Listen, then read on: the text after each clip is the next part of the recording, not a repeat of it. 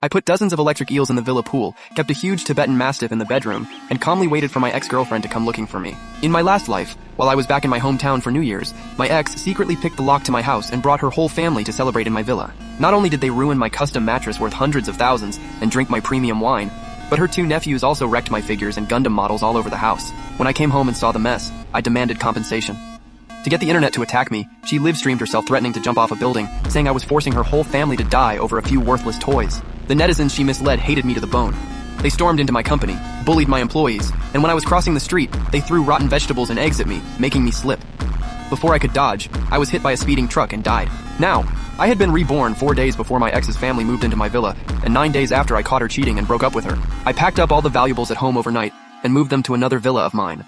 Then I put dozens of electric eels in the pool and kept a huge Tibetan mastiff in the study. I also hung a warning sign at the front gate that said, "Dangerous animals inside, do not enter." But I knew my ex too well. She definitely wouldn't be able to resist breaking in because she was extremely vain.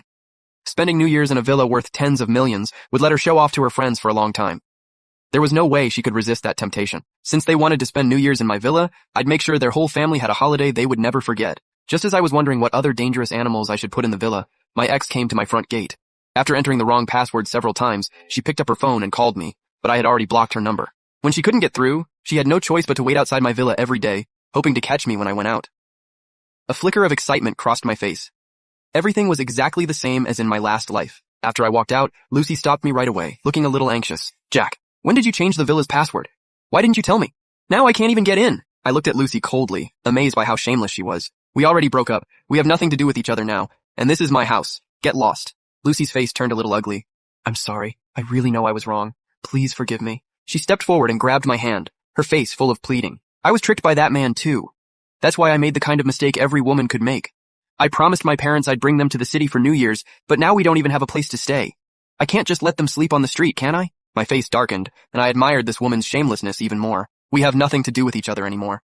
How your family spends New Year's or where they spend it has nothing to do with me. Hearing that, Lucy immediately put on a pitiful look.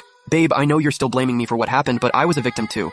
Can't you forgive me just this once?" I ignored Lucy's act, shoved her away, shut the gate, and went back inside. I opened the front gate security camera, and sure enough, I saw Lucy's other face. The pitiful look from before was completely gone. Now she looked hysterical, with madness in her eyes. "Oh, so that's how it is, Jack. I came to make up with you, and that was me giving you face. How dare you treat me like this? Whether you agree or not, I'm staying in this villa." Seeing Lucy act like this, the corners of my mouth lifted slightly. "You want to spend New Year's at my house? Then I'll make sure your family has a New Year's they'll never forget." Lucy was an extremely materialistic woman. After she hooked up with a man she thought was richer than me, she went straight to a hotel with him. When I found out, I decisively broke up with Lucy. But that so-called rich guy she hooked up with was actually just a broke loser pretending